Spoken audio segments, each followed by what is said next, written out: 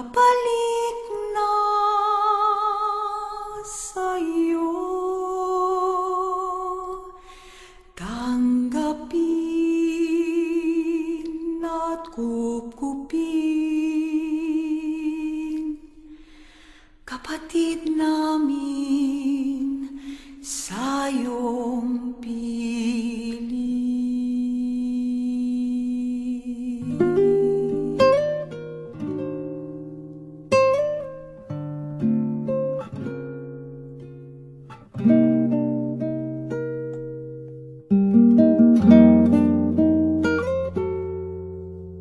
Tulad ng usang uhaw sa tubig ng batis, ang aking kaluluwa sa'yo nananabik.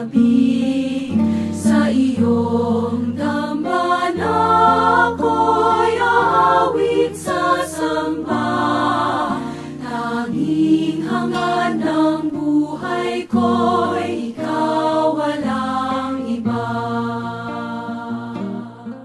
Hello. Thank you po sa prayers pati sa pangapanalangin nyo. Alam ko pong hindi po pabayaan ni Lord na mahal na Birhen Maria pa din ng mga santo. Sa mga di makakadalaw, okay lang sapagkat alam ko namang pinagdadasal nyo ako. Kaya be faithful lang palagi. Gagaling naman din ako. Kakayanin ko to pa day. Thank you po sa lahat ng dasal. Alam ko hindi ako pabayaan ni Lord. Gagaling ako. God bless. Maraming salamat po.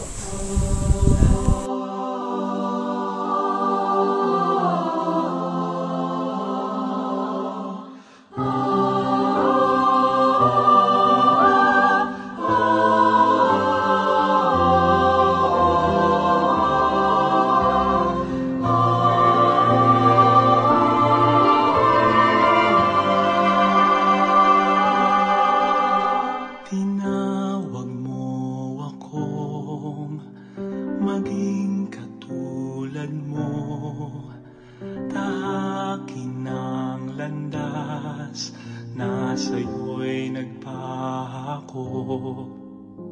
Naisin ko mang lumigaya sa lupang pangako, daay di ko tanto, puso'y naghihingalo.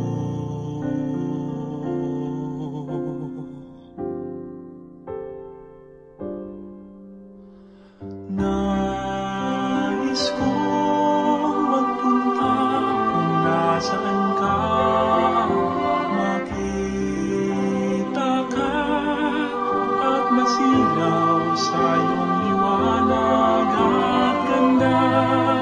Marinig ka, isigaw ang langit mo at harana.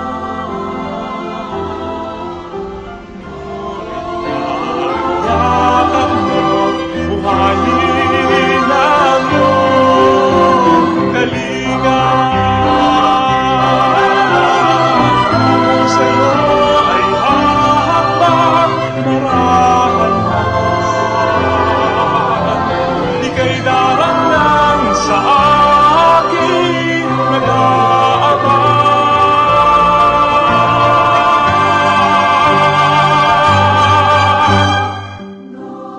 Nais kong mapunta kung nasaan ka, makita ka at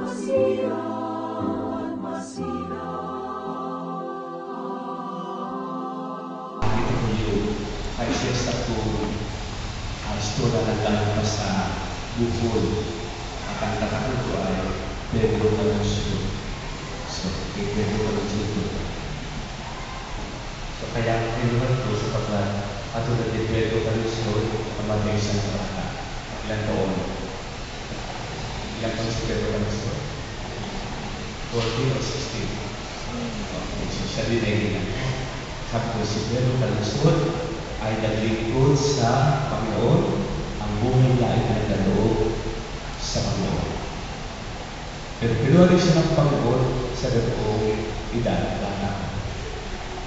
So sa atin, nandito sa ating harapan, si Ivan, sa kanyang kabataan ay nakapaglingkod sa Panginoon. Yun ang napakaganda sa mga kabataan. Nagbibigay din ng kanilang panahon, laan para sa Panginoon. So yun si Ivan. Kung sabihin sa akin na nasa ospital, sabi ko yung mga nalimutan kong lata. Sa dami-dami ng mga sakit na, ay inisip ko, ano yung tsura ng mga mo? Nalimutan ko. So inisip ko kung sino. Hala ko ito. Hala ko si Taka. So si Taka, kaya parang galing nataan pa. Sabi ko, makulit yun na. Buti nga sa kanya, pero parang gano'n, bilo ko ito. Makulit yun. Until parang ito rin napunta ako sa hospital. Ako ito pala. Ito yung bata, hindi ko niyata halos nadidinig ang boses. Kasi nga, kahibig, mabait, at talagang sincere sa kanyang gawang ito sa simbahan. So yun pala siya, pala hanggang sa napunta ko sa kanya at talagang naman kalmado pa siya. Siguro, hindi naman tayo sa gatin, tinitiis niya mabuti at alam-alam sa Panginoon. So praise the Lord at siya ay nakapagpagpag sa Panginoon. At kasama ng mga bata nito, naglilipod. Kaya nga sabi ko, bakit parang kulang, parang nawala ng matagal yung napadaing ng sakit. So kanya-kanyang panahon ang tao, kanya-kanyang panahon ng paglilipod, at tayo matuwa sapagat sila ng paglilipod bago sa kumana. Sa buhay natin, hindi tayo dapat na masurpresa. Ganun ang Panginoon. Yun naman, di ba sila namamatay na, baka sila namatay na. Batang-bata namatay. Minsan matanda na, namatay. So, yung panahon na yun, ay hindi natin dapat na ipagtangko sa Panginoon. So, pag yun talaga ang nakaraan sa buhay ng tao. Anytime, any place, anywhere, ang Panginoon ay mabawi ng buhay according to His will. So, hindi dapat ipagtangko ang tungkulin ng pamatayan. Napakaganda ng Ebanghelyo, paalaala sa atin, meron pang pupuntahan ng tao. Kaya sabi sa ating Ebanghelyo, paroon ako, si Jesus, paroon ako sa Ama, at ipaghahanda tayo na ating matitirhan. So lahat pala tayo, sabihin natin tayo nag-enjoy sa buhay nito, may buhay pa pala tayo sa kabila. At ito ang pinaghahandaan ng Diyos sa atin ng ating mga Panginoon.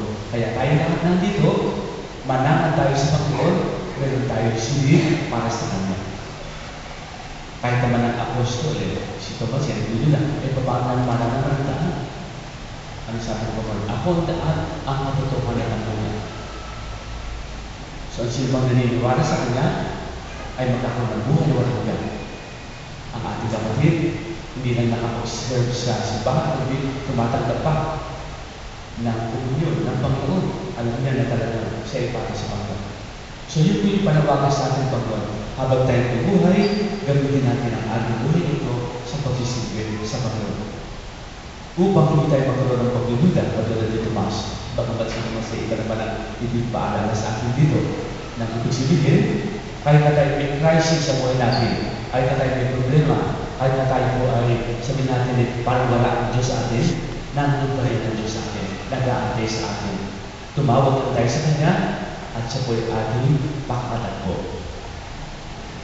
Bilang mga Katoliko, tayo pinatutuwa sapagkat ang ganda-ganda ng ating buhay pananampalataya.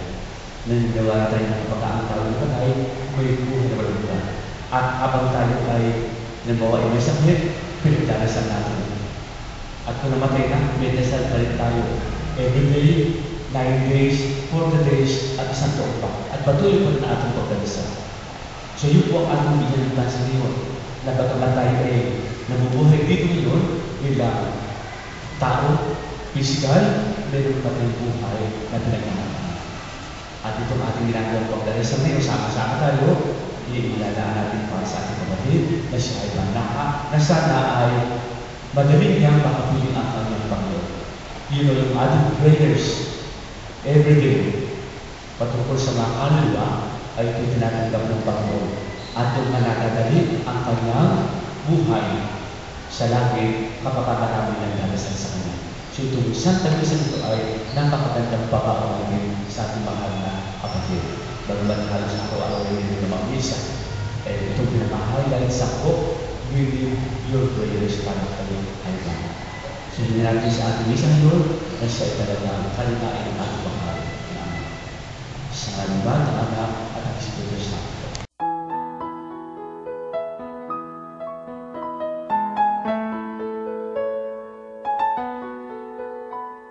Ang sinumang sa akin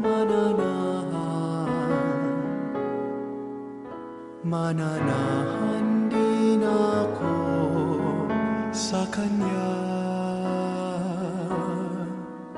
At kung siya'y mamunga ng masagana, siya sa Ama'y nabigay ng karangalan.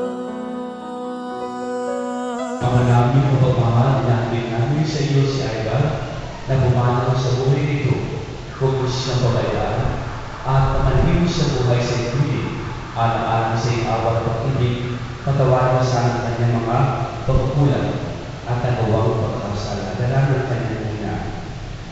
Managinawas siya mangyayari sa ibig, asa mananang anak ng Espiritu Santo, magpasawalan. Amen. Paalam sa iyo, kapatid na pumanaw, papasabihin ng dalawang pang may kapal. Ang pagpapalang sa doon ko sa kanila Anak at ang Espiritu Santo. Amen. Ivan, napuno mo yung simbahan. Ang dami nagmamahal talaga sa'yo. So, magandang hapon po sa ating lahat. Sa mga hindi mo nakakaalam, ako po yung ate ni Ivan ng Positive. Kapag narinig ko yung salitang eulogy, ang pumapasok agad sa isip ko, may matanda na marami ng alam sa buhay na nagsasalita sa harap ng maraming tao tungkol sa isang minamahal na pumanaw na may edad na rin. Pero ngayon, nakatayo ako sa harap niyo, 17 taong gulang lang, na nagsasalita para sa kapatid ko na pumanaw sa Burkitt's lymphoma na 12 years old lang din. Marami nagsasabi sa akin sa buron na napakabata pa niya Ivan. Bakit napaka-iksing panahon yung binigay sa amin para makapiling siya, para makapaglingkod siya sa simbahan at sa community. Ang iniisip ko na lang kahit na maiksi ito, naging napaka-makabuluhan ng buhay niya. Marami siyang na-inspire sa inyo.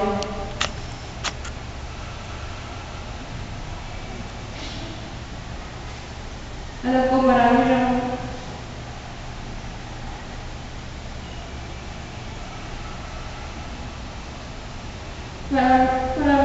marami sa inyo nagmamahal sa kanya.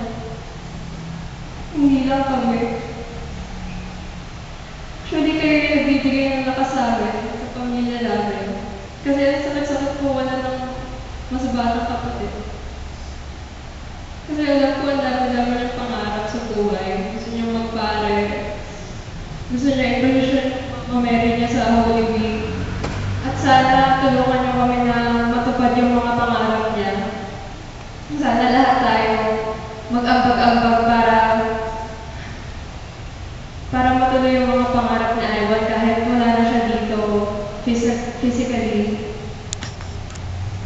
At sa akong, alam ko nalulungkot tayo lahat ngayon, pero isipin natin na ang oras, hindi siya isang diretsong linya lamang, pero isipin natin na isa siyang bilog na walang simula, walang katapusan, na dapat babalikan lang natin yung masasayang mga panahon na kasama natin siya. Ang marami nagsasabi na lagi nakikindi siya at sinasabi rin nila sa akin na, ay, bakit nakangiti ka na ngayon? Okay ka na.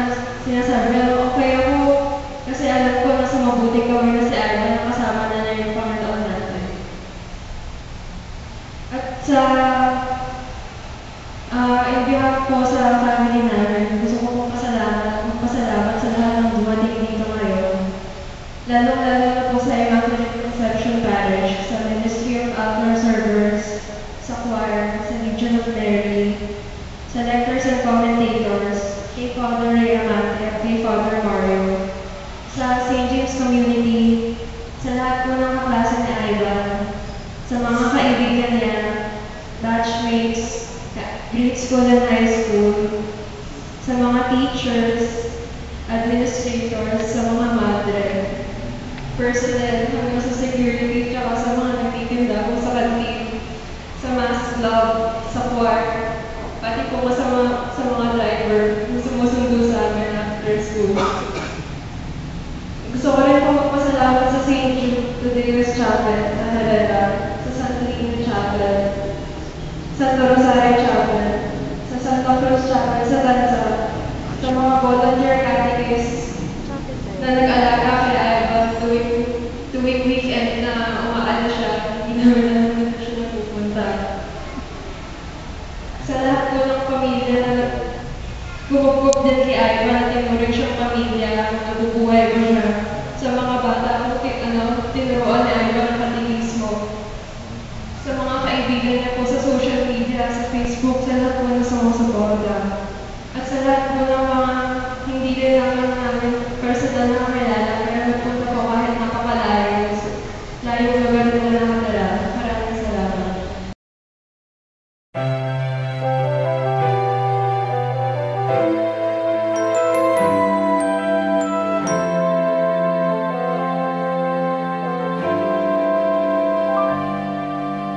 Kay tagal bago kita minahal, gandang sinauna at sariwa,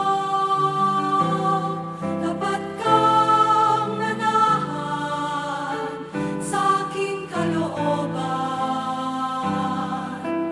ngunit hinahanap pa rin kahit saan. Kay tagal bago kita minahal, gandang sinauna at sariwa, ako'y nagpabihag sa likha mong tanan. Di ko akalain ikaw pala'y nilisan. Ako'y nilawan mula sa aking kadiliman. Inulan mo aking mga mata, biglang luminaw ang langit ko sa tuwina.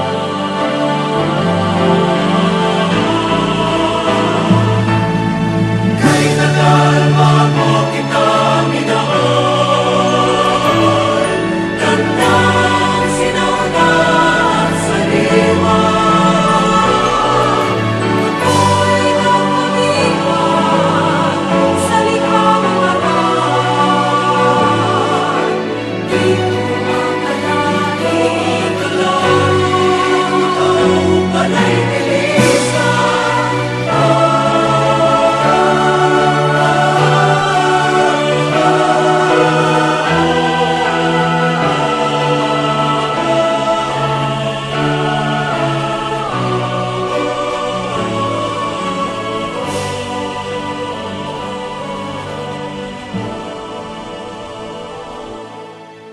Friends, let us sing in honor of the Blessed Virgin Mary, whose Ivan served all throughout his life.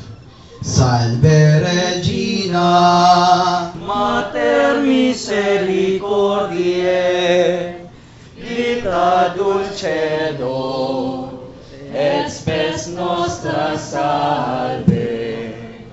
A te clamamus, et sules filii Eve, a te suspiramus, gementes et plentes, in ac lacrimae marumbaye.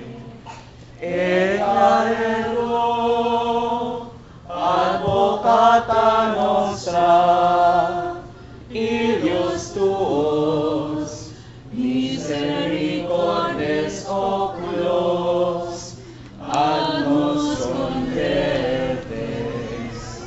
Et Iesu, benedictum fructum ventris tui, nobis post hoc exilium ostende. O clemens, o pia, o dulcis Virgo Maria.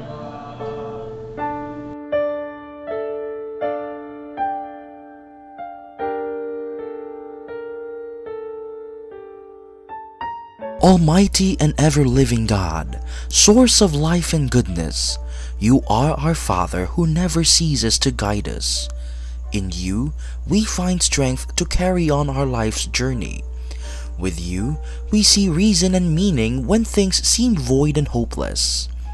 Look with mercy and love upon Ivan Wolf, your servant, who dedicated his entire life in serving you and others. As he walks in the valley of death, may he find your rod and staff ever comforting and assuring that your kingdom is at hand. Grant us all, especially Ivan's family, the understanding that distance is not separation but connection of the Spirit, which is eternally pure and consoling. Never allow us to be overcome by despair as we continue our journey, but may we join hands in prayer for Ivan's eternal repose and peace, ever hopeful that he is with you in heaven. We ask this in Jesus' name and in the maternal care of Mary, our Mother. Amen.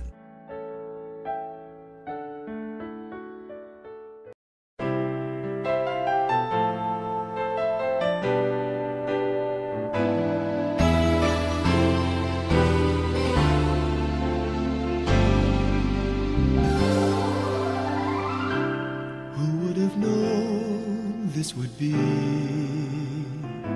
a history so torn with wars. The sky seems grayer in our hearts. It's grayer in our hearts.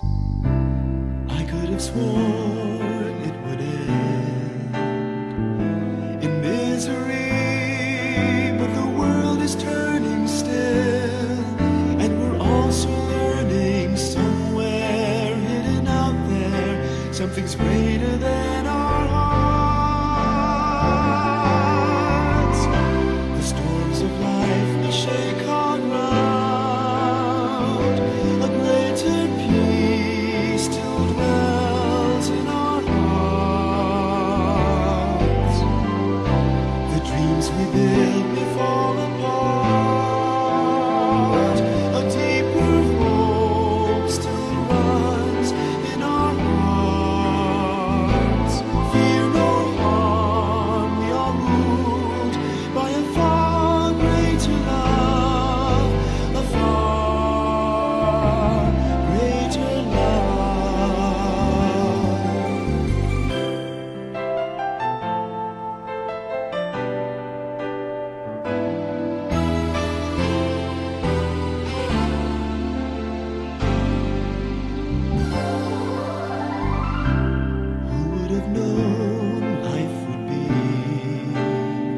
Such a mystery, for the world is yearning still, and our hearts keep burning. We dare to believe there's something greater than our hearts. The storms of life may shake our ground, a greater peace still dwells in our hearts. We build may fall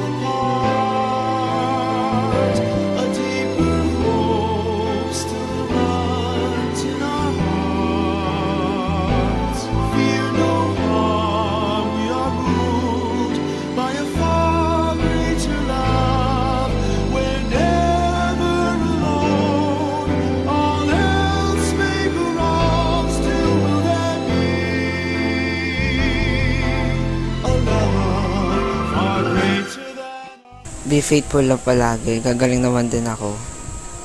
Kakayanin ko to. Pa-day. Thank you po sa lahat ng dasal. Kung di ako pabayaan ni Lord, gagaling ako.